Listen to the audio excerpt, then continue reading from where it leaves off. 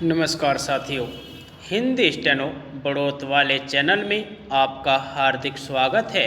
आज के डिक्टेशन रामधारी गुप्ता खंड 2 से प्रतिलेखन संख्या 147 90 वर्ड पर मिनट की स्पीड से होगी। तो आइए शुरू करते हैं। डिक्टेशन शुरू होगी 5 सेकंड बाद।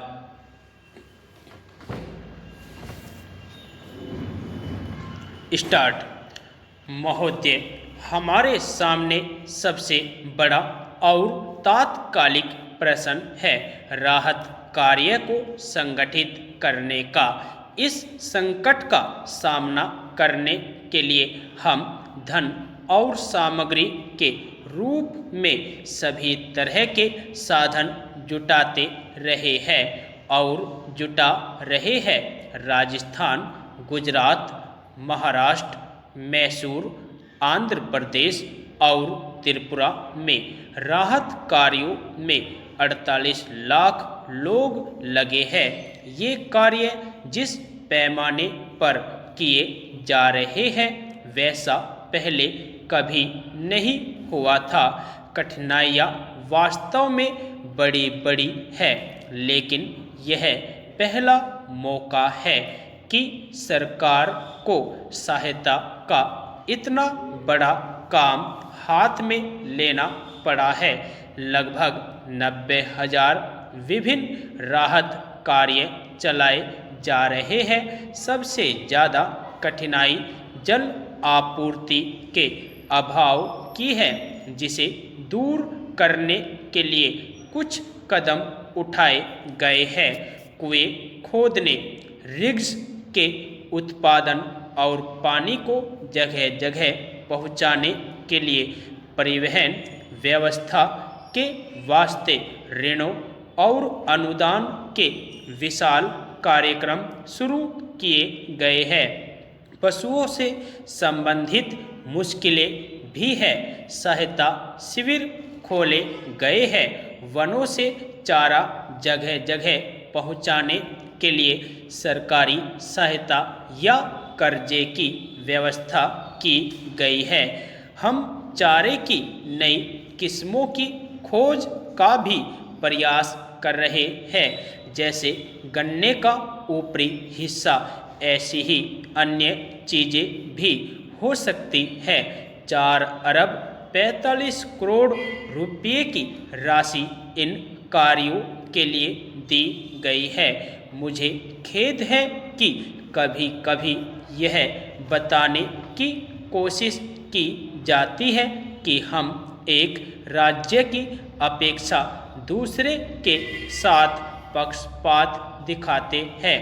हमें सभी हिस्सों की कठिनाइयों पर चिंता है, चाहे वे भारत के किसी भी भाग में क्यों न हो, और हम सच्चाई से यह कोशिश करते हैं कि उपलब्ध साधनों के आधार पर कभी सभी को समान रूप से सहायता मिले। एक माननीय सदस्य का यह कहना था कि हमारे यहाँ हमेशा ही सूखा पड़ता रहता है। मुझे कहने की अनुमति दे कि इस प्रकार के आम वक्तव्य स्थिति को बढ़ा चढ़ाकर और अति सरलीकरण के साथ पेश किए जाते हैं, जबकि हमारे सामने बहुत गंभीर प्रश्न उपस्थित है। इस साल का सूखा कोई सामान्य सूखा नहीं है, यह बहुत असाधारण सूखा है। इससे कितने देश प्रभावित हुए हैं, यह बात इस तथ्य से स्पष्ट हो जाती है कि जो देश आमतौर पर अनाज का आयात नहीं किया करते थे, उन्होंने भी इस वर्ष बड़ी मात्रा में अनाज का आयात किया है। वस्तुतः इस तथ्य की ओर संयुक्त राष्ट्र संघ की किसी संस्था ने ध्यान दिया है और वह विश्वव्यापी आधार पर साधन तथा धन जुटा रही है। जिससे सूखाग्रस्त देशों की सहायता की जा सके। उसने हमसे भी इसके लिए संपर्क किया है। हमें इस कठिन वर्ष में भी मामूली आयात ही करना पड़ा है, क्योंकि हमने कृषि के क्षेत्र में पर्याप्त प्रगति कर ली है और अनाज का सुरक्षित भंडार बनाया है। मैं उन माननीय सदस्यों से सहमत नहीं हूँ जो सोचते हैं कि आयात एक लज्जाजनक उपाय है। यदि आपको डिक्टेशन अच्छी लगी हो तो हमारे चैनल को सब्सक्राइब करें तथा वीडियो को लाइक व शेयर भी करें। धन्यवाद।